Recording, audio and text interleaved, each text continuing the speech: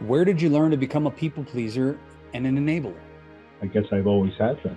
I've always had been a people pleaser and enabler because I never was able to. I would just go along with the flow and try But to. where did you learn that? Because you learned that before you entered your marriage. What you I did would was you say, shut down your feelings and you learned to give other people what they wanted from you. And you learned that your feelings aren't important. You didn't shut down because you emotionally neglected your wife for those 42 years, brother. You shut down because you learned that your emotions and how you feel and what you want and what you desire and what's going on with you is not important. It's not relevant compared to what other people want to do and how they feel. You learned that in your environment, in your childhood. I guarantee you. You yeah, learned that other people and how they feel and what's going on with them is more important than you. You learned that how you feel is not important.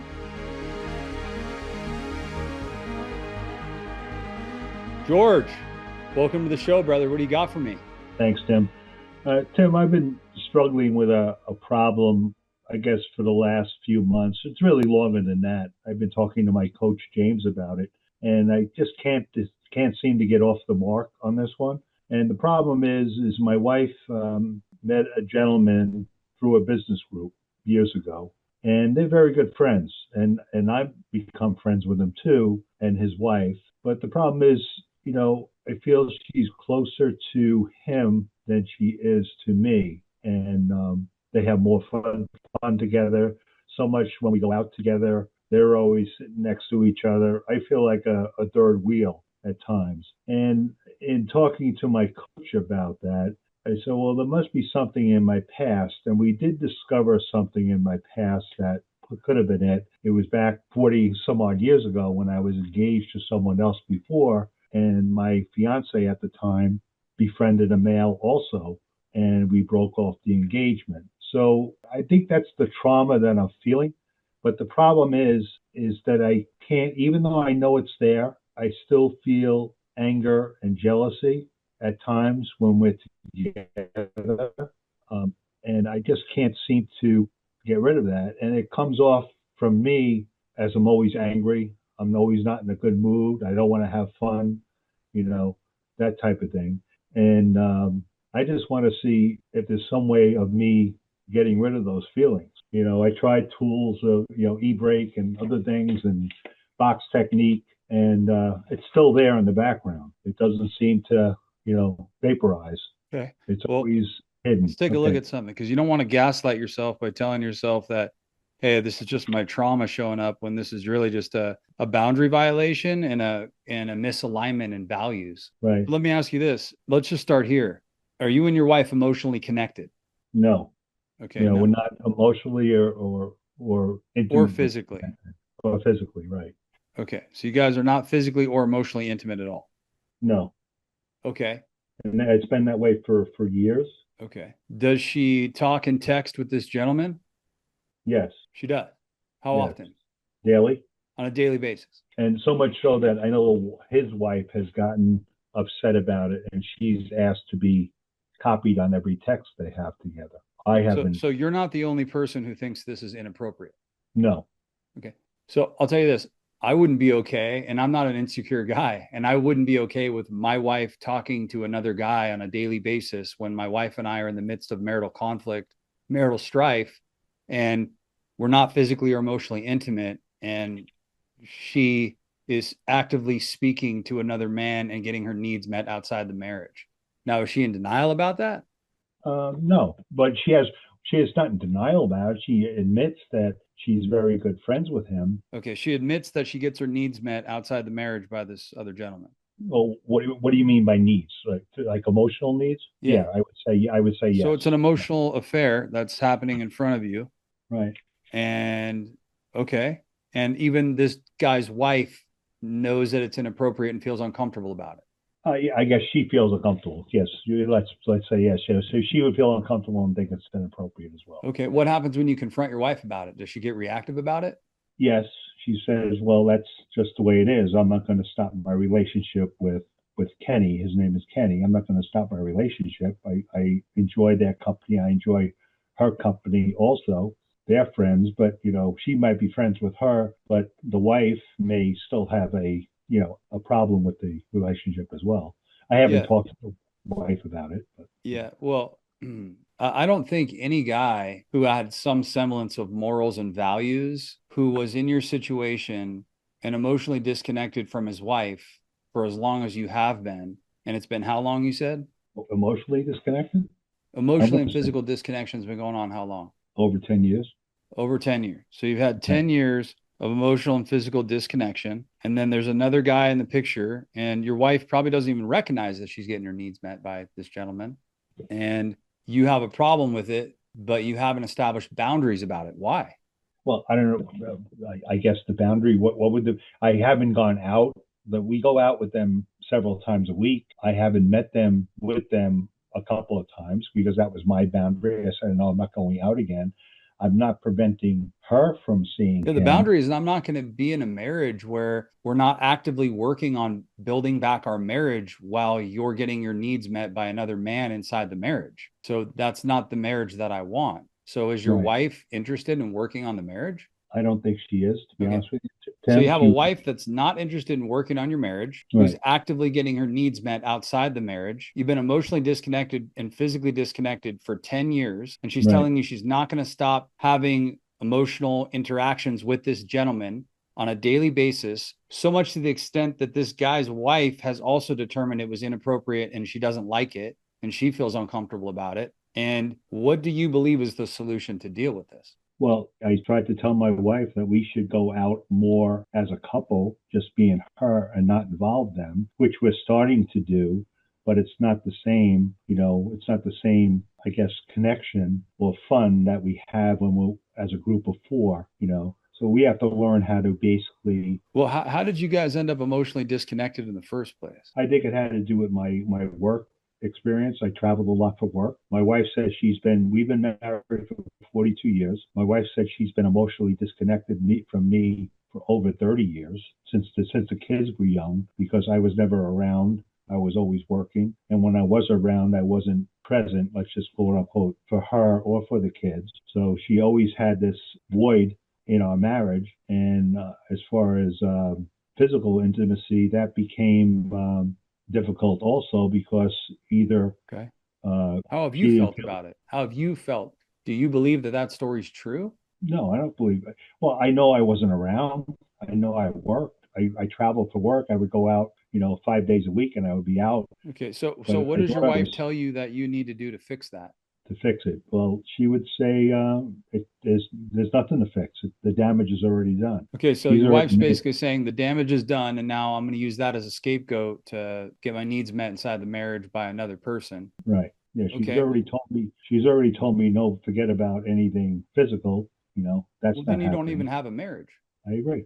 I agree. We don't have any physical connection. We always talk. I Well, always. what would happen if you started talking to another woman and you started having a relationship, quote unquote, just friends relationship with a woman that you talk to on a daily basis and then went out to dinner with your wife? You think your wife would be okay with that? No, not Well, at then all. why is there allowed to be a double standard in your marriage? Right. Yeah, I agree. I agree. But I don't have that right now. I don't have another Okay, here's woman. the real question. The working and the disconnection was a byproduct of something else. So why were you guys not emotionally connected? It wasn't involving work. What was the real reason? Was there any grief and loss? Was there any significant event that happened in your lives that caused you guys to get disconnected? Did you go through any hard times? I mean, what really happened? I'm going back 30 years now when the kids were younger. Was I disconnected? Yes, I probably was with work and everything else. But I thought I was available on weekends. But she says my two kids, remember my daughter passed away a few years ago, but my two kids that survived today say I wasn't quote unquote present when they were younger. How, My how wife did did. you and your daughter passed? How? She just didn't wake up one afternoon. I think it had to do with the COVID vaccine, but that's my opinion. My condolences, brother. That was she passed away in 2023 at 38 years old, reach shy of a 38. Okay. Yeah, thank you, Tim. Yeah. So, 2023, 38 years old. right. Your daughter passes away. Okay. What was your response to the grief? Well, it was grief and loss. We were both pretty shocked when we got the phone call from my son-in-law that he found her dead in the bed. So it was pretty traumatic. She had two boys, Jackson and Ryder, that were 8 and 10 at the time. and it was shocking. But we spoke to her a few days before, but that was about it. We didn't have a over the years, I guess, over COVID and everything else, we didn't have a strong relationship with her, and she moved down to South Carolina, so we were starting to rekindle the relationship. So that was a little bit difficult, you know. Okay. Let me ask you this. After your daughter passed, did you find yourself kind of shut down? Emotionally. Yeah. I would say I think the shutdown was there before between my wife and myself, you No, know. no, no, no, but just in how you dealt with the grief and loss. Yeah, I guess we were both shut down. We were both, like Did you guys zombies. ever, you guys were already disconnected prior to the loss of your daughter. Did you guys have any conversations about it? Have you processed it together? I think we did talk about it, yes, and I did do the, grief and loss letter or in the grow program here. I showed it to her what I felt, Okay. But do you feel like you, after the loss of your daughter, did you shut down? Mm, I guess yes, in a way, shut down. Okay. My So in a other marriage, when there's disconnection, George, a lot of times the disconnection happens because you don't express what your needs actually are in the marriage, and your wife doesn't express what her needs are either. Well, yeah, I'm glad you brought that up, Tim, because I just had the conversation with her about that last week. I said we have to sit down and discuss our needs and expectations in this relationship. And I basically wrote down a few things and I was ready to talk about them, but she did not want to talk about anything.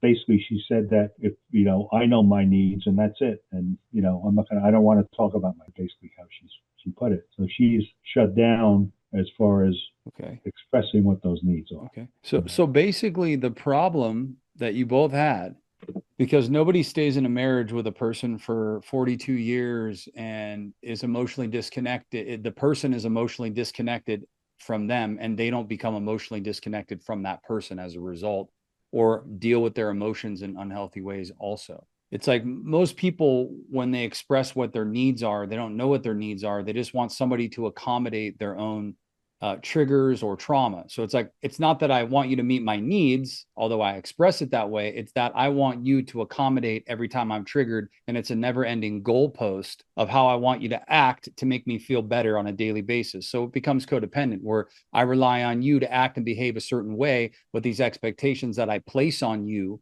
so that I can feel better and not so triggered when I'm around you. So that becomes basically making you responsible for making me feel better, and then Mm-hmm. in essence blaming you for why the marriage is unhealthy. But yet, no matter what you do, if you jump through 1,000 hoops tomorrow and wear a different hat today and a different hat tomorrow and a different hat the next day, it doesn't matter. It's irrelevant, because nothing that you do is actually going to fix it, because I'm already locked up in my own problems. And until I own that and I come out of denial, there is no fixing anything. Right. So Yeah. right now, would you say that's where your wife is?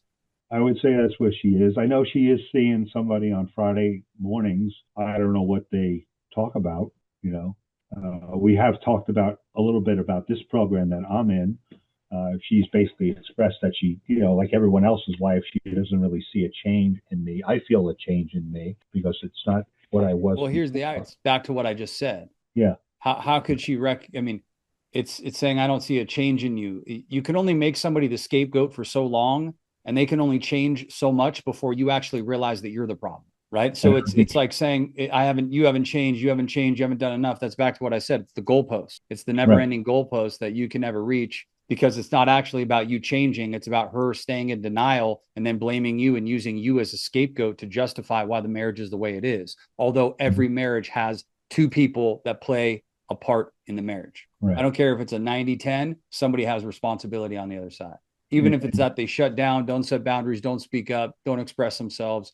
So right now you have a wife who's unwilling to participate in healing a marriage of emotional disconnection for 42 years. And I would say this, I would say that you are conditioned to continue to shut down even right now, and not establish boundaries inside your marriage about what is right and what is wrong and what is tolerable and what is not tolerable. If you had a best friend out there, you got a good buddy of yours. not really. Basically, my friends are her friends. Basically, is how I. Okay, well that's a problem. You got to get brothers to connect with. Do you talk to Right. anybody inside the program? I did. Not lately, but I talked to Justin Walton. I do text Okay, people once in a while, but I haven't really spoke to anybody. all right, you got to do that, brother. You got to reach out. Yeah. You Okay. got to reach out more, bro. Yeah, you can't do this alone, man. Iron sharpens iron, number one. Number two, you're old school, man. Like you're Right, old school. You know what I mean? right. Deep down inside, are you embarrassed or humiliated or angered about what's happening because it goes against your values? Yeah, well, I'm not really embarrassed, but I guess humiliated, yeah, I would say, because, I feel like it should be different. I look at other couples and I see a difference in them that I see in my own Yeah. relationship. Yeah. And that always causes me angst, I guess, to say, well, why can't I be like that? And this is Yeah. going back 15, 20 years, seeing that, you know. Yeah. And I would say there's nothing wrong with that. Let me ask you this. If we called, let's say, a good buddy of yours, and he told you that his wife was doing what your wife is doing and his situation was your situation, what would you tell him? I would tell them probably what you said: set boundaries and determine what you need to do to set some goals for yourself. That's Yeah. why I keep going back into the program and trying to understand why I feel this way.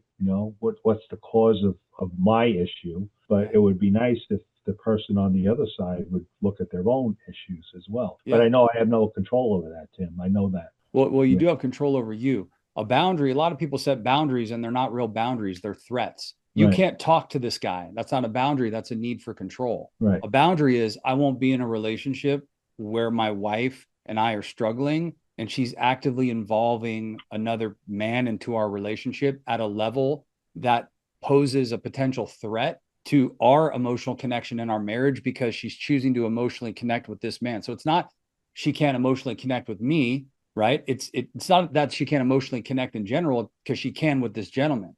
She can't emotionally connect and is choosing not to do that with me and work on our marriage. For that, I can't be in a marriage like that. So that is a boundary. I will not participate in a marriage where this continues to occur and you don't want to work on our marriage. Those are boundaries. Right. Attempts for control are you making commands and demands about how you want her to act to accommodate how you feel. Those aren't boundaries, but boundaries are, they're not about what you need her to do. The boundary is about not you telling her what to do or how to act. It's about what you're going to do and how you're going to act. Right. And So, hopefully she'll follow along. well, no, hopefully you'll follow along. Right, right, Yeah, hopefully you'll follow along with your own boundaries. When you set those right. boundaries, hopefully you will follow through on the boundaries you set. So here's the question, $1 million question, brother. What boundaries do you need to set and what happens if they're broken? Because you know what a boundary proves? Whether or not you respect me. If I Well, I set a know, boundary with my wife and she violates the boundary, it proves that there's no respect. And a marriage without respect is automatically dysfunctional and unhealthy. I know if I say the boundary, I don't want to go out with those people anymore because I don't feel comfortable with it. That's not going to be something that she's going to agree to, you know. But it I mean, doesn't matter that she agrees or not. That's not the point. My boundaries are not dependent on other people's behavior. My boundaries are dependent upon my values, my core values, my morals, my ethics as a man, the standards that I have in my life. My boundaries are based on those things. It's a code that is instilled inside my life. It doesn't matter whether or not if she doesn't align with the boundaries that I set, you're revealing to me how you really feel about me and our marriage. And then the real question is then what are we doing here? Then what are we doing? otherwise we're not getting anywhere. We're going through the same motions, Yeah, and failing I to would get say this. I would say when you allow that to happen, you automatically get emasculated. Mhm. Like you have to Right, stand up for yourself inside this marriage, just like your wife should be standing up for herself inside this marriage. It's like you guys have to stop sweeping everything under the rug all the time and not having the difficult conversations and living in denial. And just it's easier for us to not talk about it because it's going to be a conflict and an argument. It's like, when are we going to actually get honest about what are we doing here? What's going on with our marriage? What are we doing? You don't want to Mhm. work on it. I don't want you to be having an emotional connection with another gentleman whose wife has already determined it's unhealthy too. She's uncomfortable with it. I'm not the only one, Right. which proves that my level of being irrational or insecure about this is far less than it would be had I was just saying, hey, I don't want you to talk to that guy because I'm uncomfortable. This isn't about your past. It's not about a prior engagement when you were younger. It has nothing to do with that. Yeah. It has everything to do with boundaries that you're not setting in your marriage and you're just getting walked over and you're enabling patterns in your marriage that are unhealthy and you're not doing anything about it. So See, the stop problem, being an enabler. yeah, the problem is that I enabled this for the last 10 years. This Yeah, relationship has been going you on. got to stop though. Just because you Right. did it for the last 10 years, George, doesn't mean that you need to beat yourself up for that and Right. live in the shame and guilt, and then lay down kind of like the learned helplessness. You know what learned helplessness is, right? You basically you become complacent in what you're where you're at, Yeah, basically. And what, they did an mhm. experiment. Martin Seligman did an experiment with dogs where he would put dogs in a cage, and it would have an electric floor in the cage, and he would shock the dogs and shock the dogs, and then the dogs couldn't get out of the cage, so they would just lay down and just take the shock. And then he took those dogs out of that cage, and they put them in this experiment. They put the dogs in another separate cage with a divider where the one half was an electric floor and the other wasn't. And Mm-hmm. he put other dogs that were not a part of the first experiment in that cage with the dogs who were part of the first experiment with the electric floor. And when they shocked the floor on the one side, the dogs who were not in the first experiment would just jump to the other side, to the safe side. Right. But the Right. dogs who were in the first experiment would just lay down and And just take take the the shot. shock because they Right. learned helplessness. That's what you've done. That's what I'm taking the shot You're right taking now. the shock. So So stop. so if I set the boundary and she refuses, you No, know, no, no. You're still not getting it, George. The boundary yeah, is not about her. It's not about whether or not she resists the boundary or doesn't respect. It's about you following right, through on your boundaries. A boundary is not a boundary without an ultimatum. It's what are you willing to do for the future of your life and marriage if the boundaries and the standards, the ethics, the morals, the code that you have as a man is not being respected. I'm not going to sit here and enable a dynamic with my wife that is clearly toxic and unhealthy. I'm not doing it. You have a sexless, disconnected, emotionless marriage that's been going on now, what my wife claims, for 32 years. I'm isolated in my home. There's no physical affection, there's no emotional connection. My wife is actively speaking to another man on a daily basis that she then hides under the guise of a business relationship. But yet the guy's wife is uncomfortable about it. And anybody's wife who was uncomfortable about it, anybody's normal reaction would be to that, oh, yeah, you're right. I'm sorry. Yeah, you're right. Let's refrain from this and let's recalibrate this relationship. If the mm-hmm, roles were reversed and you were talking to his wife and he messaged you and said, I want to be involved in these threads, this is becoming borderline inappropriate, you would, if you truly had good boundaries, you would step back and say, hey, yeah, you know what, you're totally right, inappropriate, because I right, respect your marriage. That not only tells you that your wife doesn't respect your boundaries, she doesn't respect the other wife's boundaries. right, yeah, So I know stop what being an enabler. right. So Well, I here's guess the real question: where did you learn to become a people pleaser and an enabler? I've always had been. I've always had been a people pleaser and enabler because I never was able to. I would just go along with the flow and try But to. where did you learn that? Because you learned that before you entered your marriage. What you I did would was you say, shut down your feelings and you learned to give other people what they wanted from you. And you learned that your feelings aren't important. You didn't shut down because you emotionally neglected your wife for those 42 years, brother. You shut down because you learned that your emotions and how you feel and what you want and what you desire and what's going on with you is not important. It's not relevant compared to what other people want to do and how they feel. You learned that in your environment in your childhood. I guarantee you. You yeah, learned that other people and how they feel and what's going on with them is more important than you. You learned that how you feel is not important. right. You learn to be a team player with your siblings, and not express your needs above everybody else. And Yeah. I So think that's what I did did. you learn that in your childhood? I would say yes, I did. Yeah. I grew up one of four kids. We didn't have a lot of money, but it was just the way it was. We basically had to, no one really, was ahead of anyone else. We were just always together, and basically we just, if somebody wanted to do something, we went along with it. We didn't set our own opinion. So here's my closing question for you. What needs to happen for you to stop being an enabler and start setting boundaries in your marriage? Because that's the only hope that you will have a marriage. I need to establish my needs and expectations in this relationship. What And you I need to firmly need, set boundaries. And you need right? to be willing to walk through with those, follow through with those boundaries. Mhm. And if she doesn't really want to establish set those, then she doesn't respect me, Correct. my boundaries. And Right, you have all the information that you need about the future of your marriage. And then you can make a choice from that point. right. But you got to stop with the learned helplessness, brother. Hmm. Thanks for coming on today. No problem. Thank you for your feedback, Tim. I appreciate it. I learned a lot tonight. Thank you. I'm going to send you some stuff over right away. I'm going to send you some resources. It's time to set Please. some boundaries. Yeah. Yeah. Please do. Thank You got you. it, brother. God bless. All right, Talk soon. have a good night. All right, love You you. too.